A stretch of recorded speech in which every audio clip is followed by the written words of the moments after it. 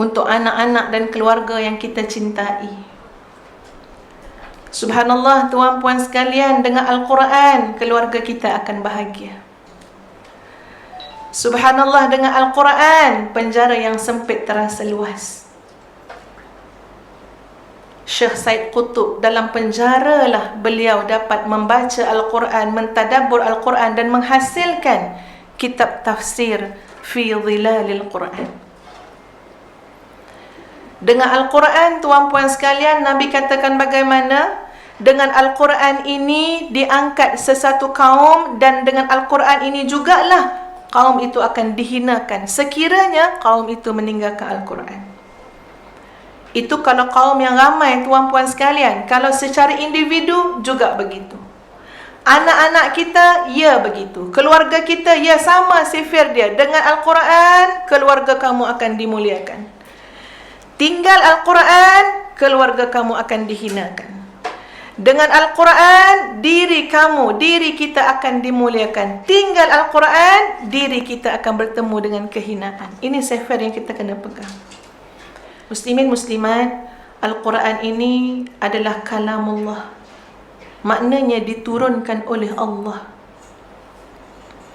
Kisah seorang saudara baru, tuan-puan sekalian, ketika mana dia belum lagi memeluk agama Islam, bila diberikan kepada beliau Al-Quran terjemahan, tidak ada pun ayat-ayat dalam bahasa Arab ni, tuan-puan sekalian, hanya terjemahan dalam bahasa Inggeris diberikan kepada dia.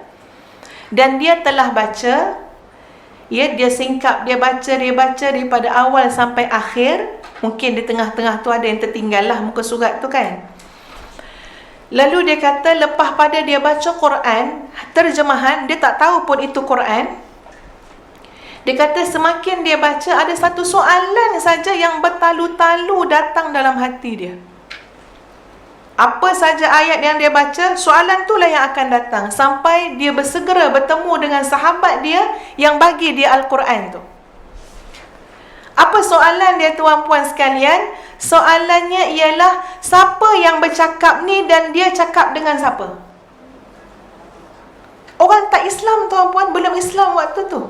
Dia cuma tengok terjemahan, dia bertemu dalam terjemahan. Katakanlah. Dia bertemu dalam terjemahan perintah-perintah yang kena dilaksanakan, dan juga dalam terjemahan dia bertemu dengan larangan-larangan yang kena dijauhi. Lalu sepanjang dia baca, itulah soalan yang timbul. Apa dia? Siapa yang bercakap dan dia cakap dengan siapa?